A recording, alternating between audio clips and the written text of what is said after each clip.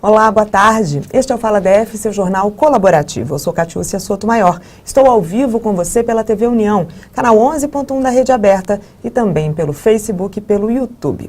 Hoje a edição é especial sobre as eleições. Nesse domingo, mais de 1 milhão de pessoas elegeram um novo governador do DF, Ibanez Rocha, do MDB. O advogado Ibanez Rocha, do MDB, foi presidente da OAB-DF e, na estreia na política, teve ascensão surpreendente. Saltou de 2% das intenções de votos em agosto para ganhar no segundo turno do atual governador Rodrigo Hollenberg com quase 70% dos votos válidos. O primeiro governador nascido no DF é de uma família piauiense. Tem 2 filhos do primeiro casamento e espera o terceiro com a atual esposa. Ele registrou o maior patrimônio entre os candidatos ao GDF, 94 milhões de reais. Durante a campanha, ele prometeu abrir mão do salário de governador. E os locais de votação estavam tranquilos neste segundo turno. Vamos conferir como foi o movimento das sessões eleitorais nesse domingo.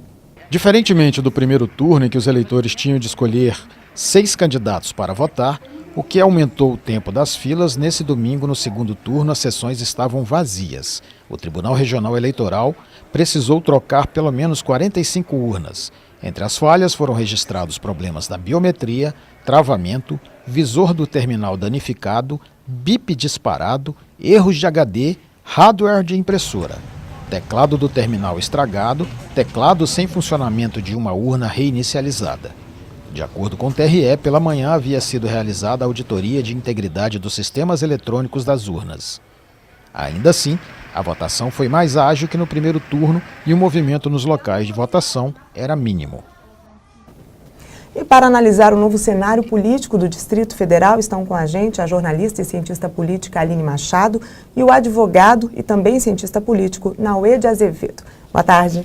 Boa tarde. Tudo bem? Vamos começar a falar sobre o resultado. É possível, por exemplo, que a derrota do Hollenberg tenha relação com a falta de propaganda positiva, por exemplo? Ele não soube aproveitar o espaço para falar do que ele fez durante o governo dele? É muito possível, e tem um outro lado também que é muito interessante a gente analisar. No ponto de vista do Hollenberg, vários fenômenos muito até improváveis aconteceram. Por exemplo, qual era a chance daquela parte do eixo sul cair logo no ano eleitoral? A gente teve um caos na saúde, a gente teve uma série de coisas muito ruins que aconteceram e explodiram logo agora no ano eleitoral, fora as atividades pré-campanha dele, né, como alguns entraves e alguns atritos com jornalistas, com determinados jornais e com sindicatos que acabou também minando. Então, mas, por exemplo, a crise hídrica, ele podia ter aproveitado um trabalho que foi bem feito. Foi um trabalho muito bem feito, ele conseguiu debelar essa crise hídrica que foi assim terrível, foi uma coisa sem precedentes no Distrito Federal e realmente faltou até explorar um pouco mais esse lado. O que você acha, Aline? Eu acho que o Distrito Federal é um case, né, em ciência política, acho que alguém vai estudar daqui para frente, por várias variáveis. Uma delas, nenhum governador se reelege aqui. Hollenberg, ele tem um índice de aprovação que talvez seja o mais baixo de todos os governadores. Então, ele não aproveitou do fato de que, não aproveitou, eu digo isso felizmente, porque o então governador Agnello Queiroz deixou uma situação de déficit fiscal enorme. Eu não sei se vocês se lembram, mas na transição havia quebra de contrato, lixo nas ruas, falta de merenda escolar, e o governador Hollenberg não aproveitou disso para capitalizar em relação à campanha dele. Tanto é que quando ele começou a campanha dele, ele veio com meia-culpa. Ele foi na TV falar, olha gente, muita gente me pergunta, isso orientado pelos estrategistas de campanha, o discurso era, muita gente me pergunta por que eu não fiz propaganda da minha gestão. Eu não fiz propaganda porque eu estava trabalhando, agora sim eu faço propaganda. Então eu fiz isso.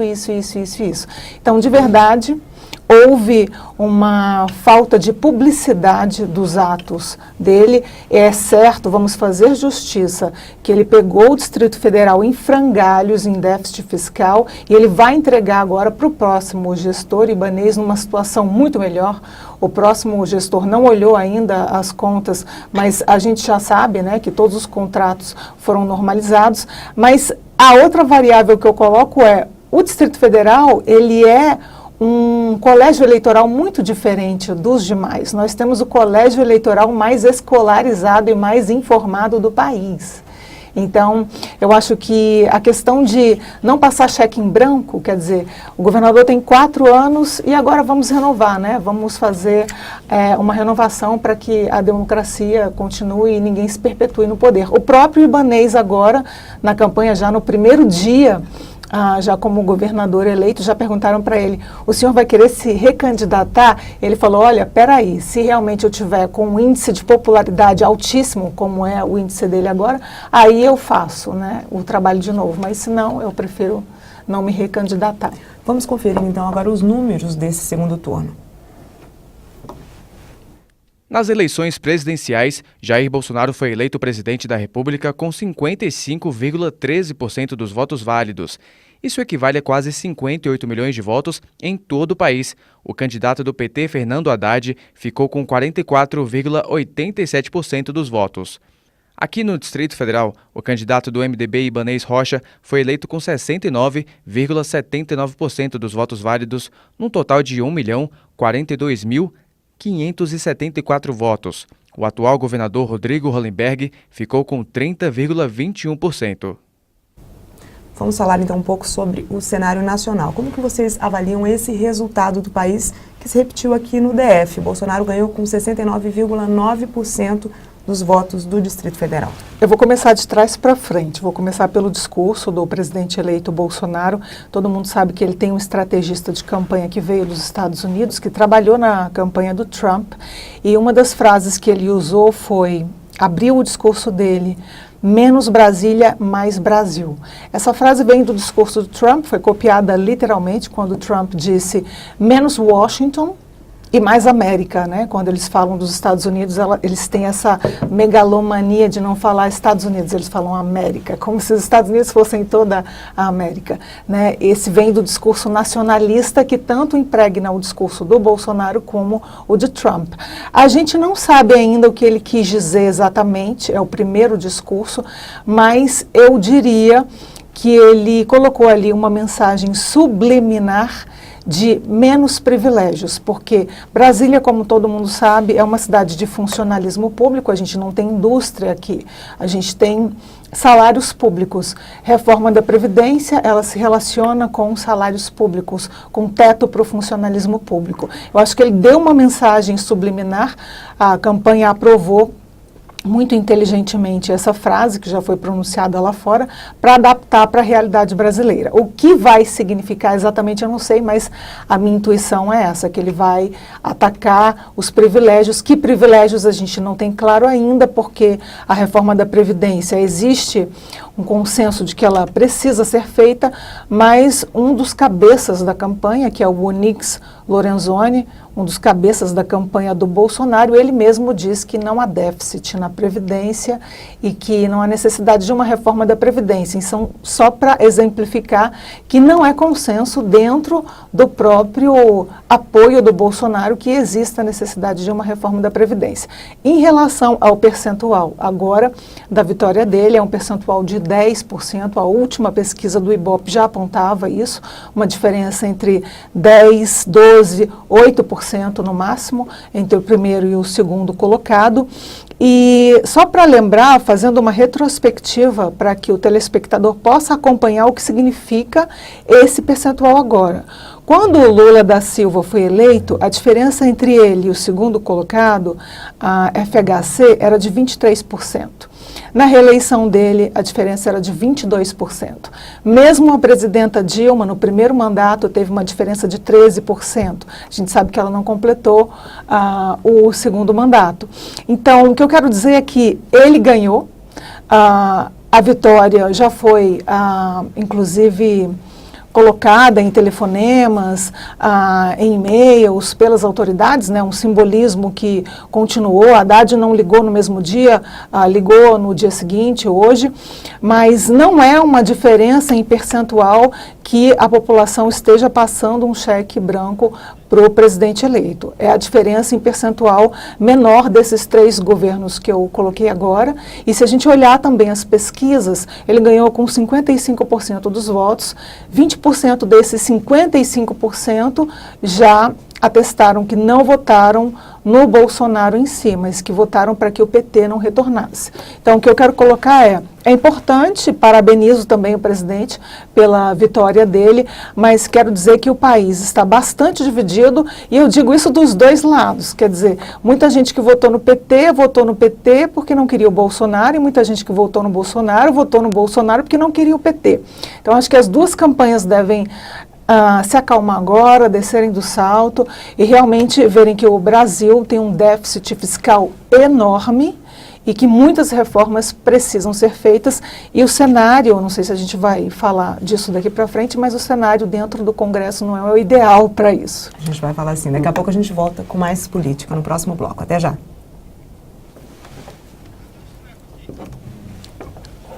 Acho que a gente teve um problema técnico, então vamos continuar?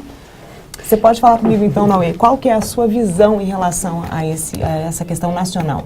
Eu vejo primeiro, eu vou fazer o caminho de tirar de Brasília e ir para o cenário nacional. Em Brasília, nós temos um histórico recente de um governo petista que foi um desastre, que é o do Agnello Queiroz, deixou um déficit imenso e isso acabou deixando a população extremamente ressabiada. Então, eu acho que esse histórico recente ajuda a explicar de forma muito simples como que o Bolsonaro atingiu uma votação tão expressiva aqui. Outra coisa que a gente consegue ver é que, parafraseando, pegando emprestadas as palavras da Aline, a gente tem não uma vitória de um candidato ou outro, a gente tem a derrota do outro lado. Essa eleição, ela não serviu para eleger alguém, ela serviu para derrotar o outro lado. A vitória, a euforia em cima da eleição do Bolsonaro tem muito a ver também com o que se diz ser a derrota do lulopetismo e, né, do próprio petismo, por assim dizer, que hoje está impregnado de um significado muito negativo. Analisando de forma fria, atualmente eu não vejo um Congresso Nacional com condições ideais para se fazer as reformas estruturais que o país precisa. Nós temos ali pessoas que, por um perfil preliminar, têm muita voz, têm muita autonomia. E a gente sabe que desde 2012 o Congresso Nacional vem num movimento de não simplesmente aceitar de forma mansa e pacífica tudo o que o Executivo assim o quer. E também temos discordâncias dentro do próprio núcleo de campanha, o núcleo duro do Bolsonaro, que acabam dificultando visões únicas que possam servir de diretriz para que o Congresso Nacional consiga ir adiante com determinadas reformas. Então, a gente tem aí pela frente um cenário que, como diz a Aline, vai exigir que o presidente eleito tenha bastante serenidade, bastante equilíbrio e habilidade política na negociação com os parlamentares e também no trato com a população. Tá ótimo, a gente volta daqui a pouco com mais política.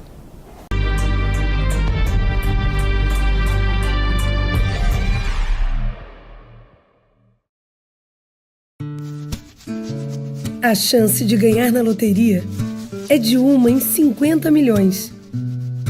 E você sempre faz planos do que faria com o dinheiro. A chance de um avião cair é de 1 em 89 milhões. E você ainda segura firme na poltrona em toda a turbulência. A chance de seu filho ser um gênio é de 1 em 3 milhões e 500 mil. E você ainda acha que ele é o mais inteligente do mundo. A chance de ser atingido por um raio é de 1 em 2 milhões 320 mil. E você não se arrisca embaixo de uma árvore. Já a chance de qualquer mulher ter câncer de mama é de 1 em 10. E você não se cuida? Faça sempre o autoexame. Mas não se esqueça de que nada substitui a mamografia. Instituto Citoque. O diagnóstico precoce também depende de você.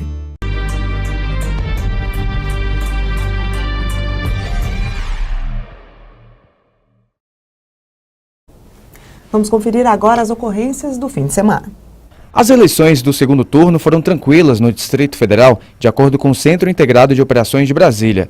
O órgão registrou 9 ocorrências, sendo que 6 pessoas foram autuadas em flagrante. A Polícia Militar deteve 3 pessoas por fotografar ou filmar o voto na urna eletrônica. Elas eram do Recanto das Emas e Sobradinho e foram parar na delegacia. Mais 2 pessoas foram encaminhadas para a delegacia também por perturbação do local de votação. A Polícia Militar acionou o esquadrão antibombas por causa de uma possível ameaça de bomba em uma caixa suspeita próxima a uma escola de Taguatinga Norte. O BOP isolou a área, mas não encontrou explosivos no local. Os militares do Corpo de Bombeiros deram apoio à operação. Eles também socorreram um eleitor que passou mal em um colégio do Guará, mas o caso dele não foi considerado grave. E ontem à noite houve uma comemoração de manifestantes a favor do presidente eleito Jair Bolsonaro no gramado da Esplanada dos Ministérios. Segundo cálculos da Polícia Militar, no horário de pico, às 10 horas da noite, a manifestação reuniu 15 mil pessoas. E direto da redação, mais informações sobre o novo governo eleito e a agenda do futuro governador do DF. Boa tarde, Jeff Baroni. Boa tarde, Catiúcia. Boa tarde para você aí de casa. Hoje, o futuro governador Ibanez Rocha já começou o processo de transição. Ele terá uma base sólida na Câmara Legislativa no início do mandato. A maioria dos distritais eleitos pretende ficar ao lado do novo chefe do Executivo. Dos 24, 14 declararam abertamente apoio ao advogado.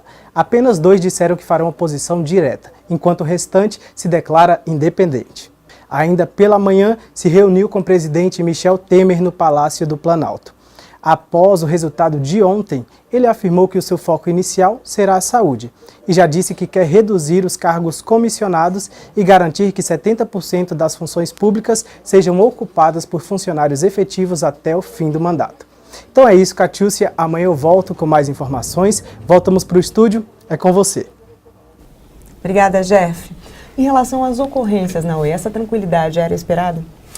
Era esperada e que bom que correu tudo bem. A gente teve ocorrências até que soam um pouco engraçadas, mas denotam um pouco da falta de informação, talvez até por conta desse fenômeno de notícias falsas e etc., de pessoas que filmaram a urna porque diziam que queriam votar em um determinado candidato a presidente, mas estavam inserindo o número na candidatura de governador, por exemplo, né?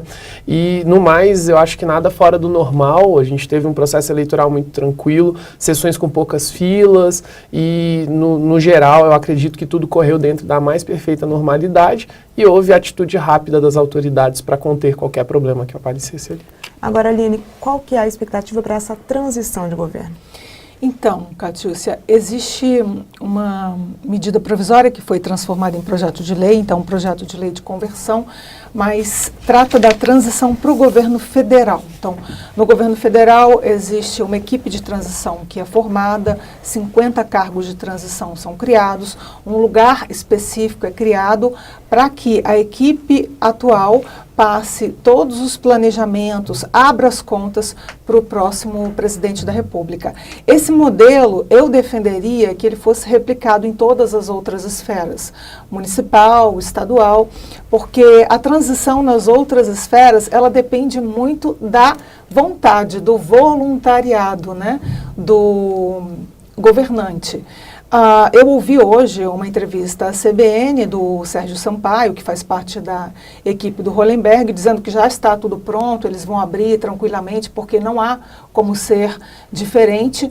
Todas as contas para o governo Ibanez, que vai entrar a partir de 1º de janeiro, que provavelmente o centro de transferência de informações, de troca de informações, seria no Centro de Convenções de Brasília, mas que isso ainda não está fechado. Então, provavelmente, eles devem editar um decreto disciplinando como será feita a transição no Distrito Federal. Lembrando que não existe lei infra, né? A gente tem uma lei geral para o governo federal, mas nos estados e municípios isso não é muito disciplinado. Agora, em relação, por exemplo, ao Congresso Nacional, vocês queriam comentar como que vai ser essa situação do governo? Não sei se o Naue queria comentar antes de mim, por favor. Você falou que não adianta nada ter a maior bancada. Qual é essa situação? Exatamente. Obrigado pela gentileza de ceder a palavra, Aline. A gente tem agora quando acabou o primeiro turno, houve até uma certa, de um lado, preocupação, de outra, euforia, daí para frente um misto de sentimentos, porque a bancada do presidente agora, presidente eleito Jair Bolsonaro, do PSL, tinha 52 deputados. Nós temos, por outro lado, o PT, né, que talvez talvez tente aí capitalizar o posto de maior opositor com a maior bancada, com 57 deputados, 57, 56, 57 deputados eleitos. Mas isso não é algo que garante automaticamente, seja a governabilidade, seja a capacidade de gerar uma oposição firme e concreta. Por quê?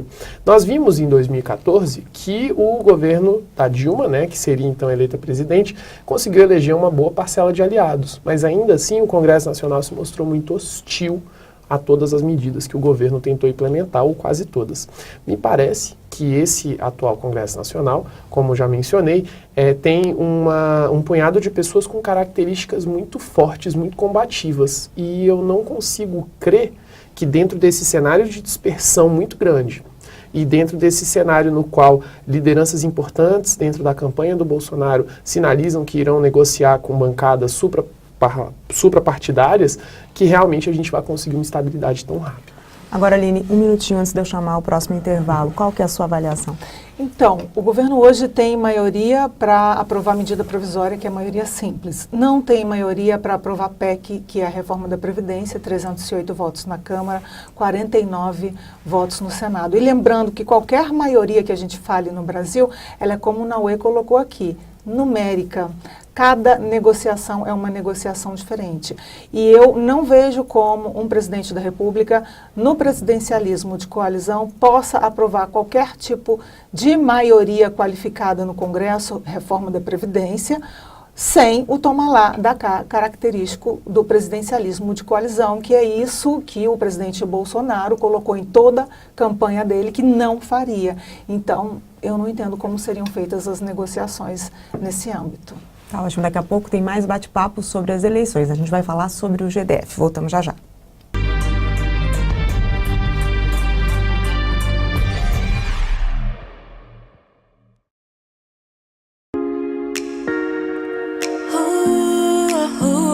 Canal 11.1 é cultura e lazer. Canal 11.1 pra mim e pra você. Canal 11.1, Canal 11.1. Canal 11.1 que veio revolucionar, levando o melhor da TV para o celular. É TV aberta com entretenimento, música, esporte e conhecimento. Canal 11.1 é cultura e lazer. Canal 11.1 pra mim e pra você. Canal 11.1, Canal 11.1, Canal 11.1 pra mim e pra você. Já mudou de canal hoje? TV União, Canal 11.1, sua mais nova opção para sair do mesmo.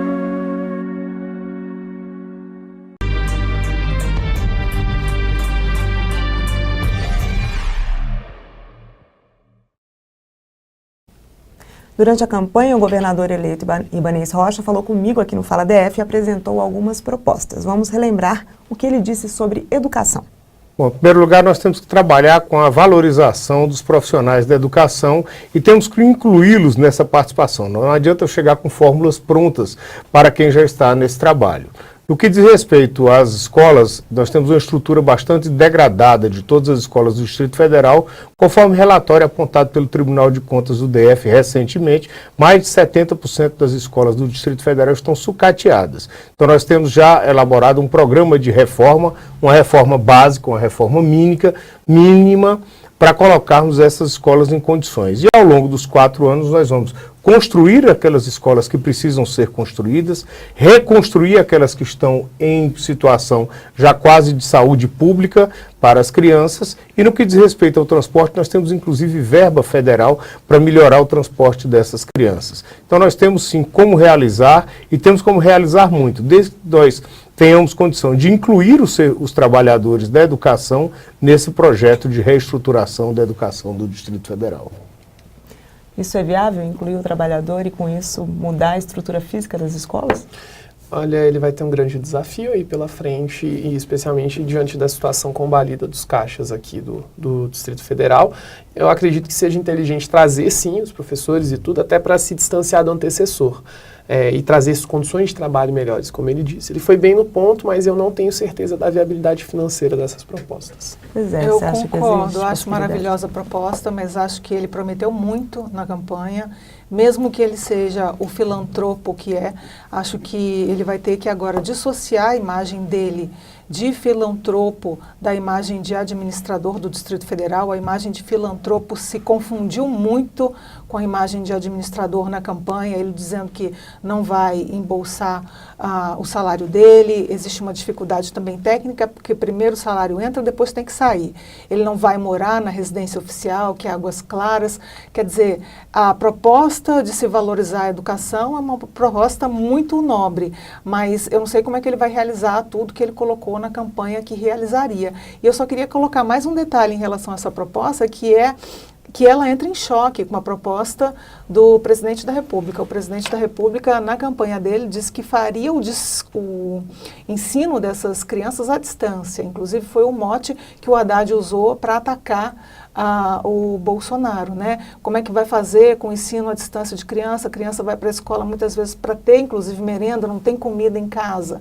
E ele falando que o governo federal tem dinheiro, inclusive, para o transporte escolar. Então, acho que os dois não combinaram. Então vamos ver agora a questão da saúde. Nós temos primeiro que tirar essa fila que é muito grande. Nós temos que dar uma oxigenada no sistema, e isso nós estamos fazendo já, conversando com a rede privada e vendo a capacidade ociosa da rede privada do Distrito Federal. Ao longo desse período de campanha nós teremos esse número, de modo a dar o atendimento emergencial, tirando a fila dos hospitais. A partir daí, nós vamos recontratar os profissionais da saúde que se aposentaram porque estavam desacreditados do sistema, e vamos reabrir todos os postos de saúde, UPAs do Distrito Federal, e tentar fazer o maior número de cirurgias para que a gente tenha oxigênio dentro do sistema.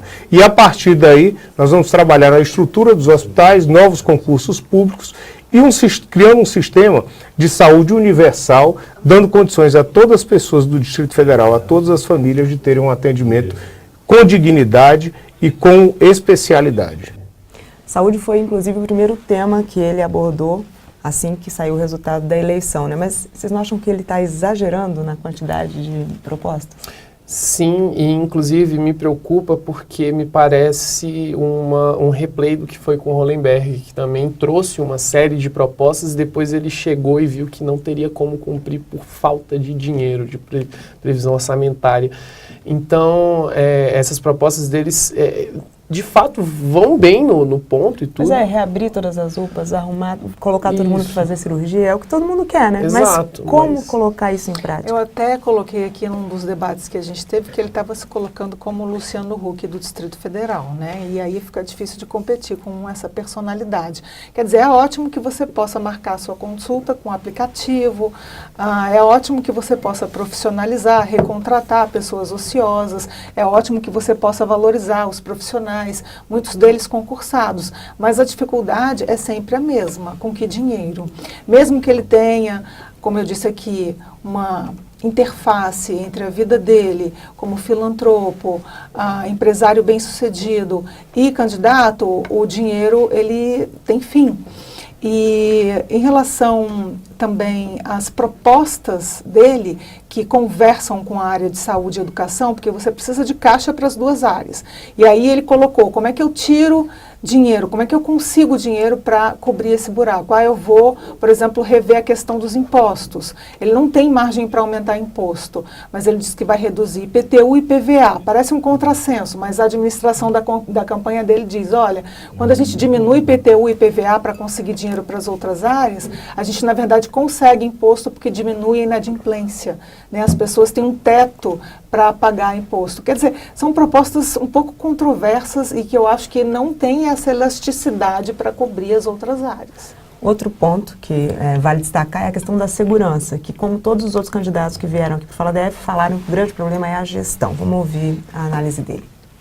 No caso da segurança pública, eu tenho conversado tanto com o presidente do Sindicato dos Delegados, quanto com o pessoal do Sindicato dos Agentes, e a situação é bastante grave, as delegacias foram fechadas. Eu digo sempre que crime no Distrito Federal agora tem hora marcada, de meio-dia às 19 em determinadas localidades. Porque se for em uma localidade que a delegacia está fechada, você não consegue fazer a notificação. Então nós vamos tratar da mesma maneira que iremos tratar a saúde, recontratando os policiais civis que se aposentaram, trazendo eles para a ativa novamente, para que prestem serviços internos dentro da delegacia e tragam sua experiência para o sistema. E vamos fazer isso em parceria com as entidades sindicais e as entidades associativas e vamos reabrir todas as delegacias. Ao mesmo passo que já no primeiro momento vamos abrir o concurso para todo o período, para os 4 anos, e vamos recontratar os policiais e reaparelhar as forças, tanto da civil quanto da militar. Recontratar policiais aposentados, você acha que essa é uma boa solução? Olha, é complicado dizer que é a melhor solução de todas, porque, de novo, vem naquele mesmo problema que todas as propostas analisadas aqui esbarra. Tem a questão financeira orçamentária, tem a questão de que talvez você precise, de fato, renovar as forças policiais. Existe aqui um problema com as carreiras policiais, porque as pessoas não têm tantos incentivos assim para ficar lá até o fim. Então, será que ainda chegamos a esse ponto crítico, a ponto de precisar recontratar policiais aposentados? Não sei dizer.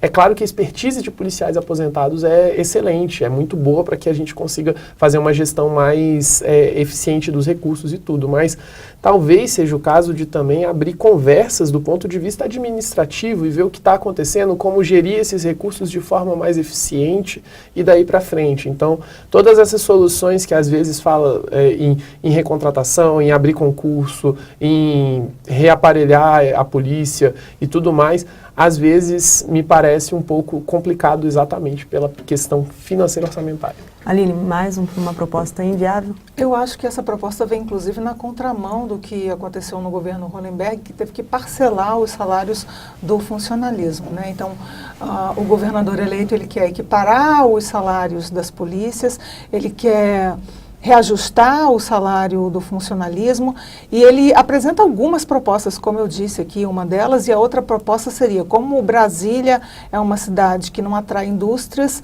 fazer o ambiente para que alguma indústria viesse para cá, alguma indústria, por exemplo, que tenha se instalado em Goiás por falta de incentivo no Distrito Federal, e isso arrecada impostos, gera empregos e Brasília voltaria a crescer. Mas eu tenho dúvidas de que isso seja um processo muito rápido, porque o reajuste seria para o ano que vem, 2019, o orçamento vai ser aprovado agora, no final do ano, tanto da Câmara Federal quanto da Câmara Distrital.